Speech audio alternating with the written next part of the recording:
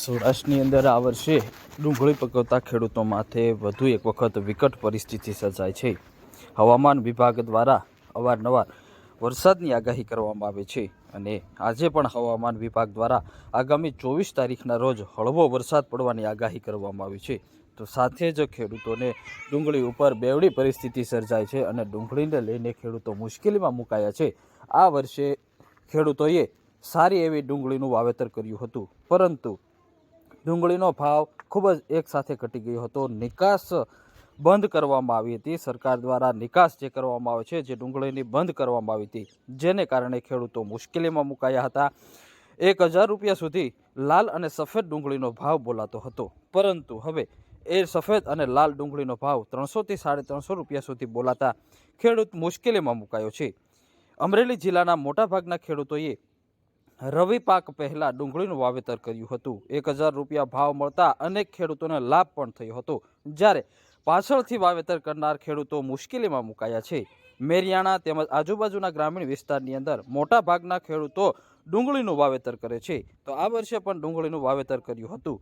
ખૂબ જ ઉત્પાદનની આશા હતી, પણ આ આશા ઉપર નિકાસબંધીએ પાણી ફેરવી દીધું હતું.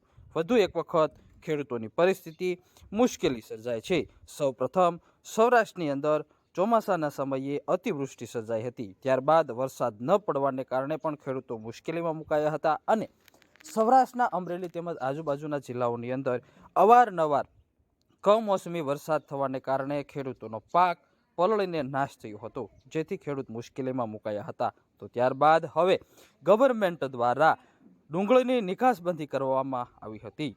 જે નિકાસ થતી હોય છે, જેને બંધ કરવામાં આવતા ખેડૂત મુશ્કેલીમાં મુકાયા છે અને આ વર્ષે ખેડૂતો માટે વધુ એક વખત કફોડી પરિસ્થિતિ સર્જાય છે. જાણે મારું નામ મનસુખભાઈ કુરજીભાઈ ઝાલાવાડિયા, ગામ મેરિયાણા.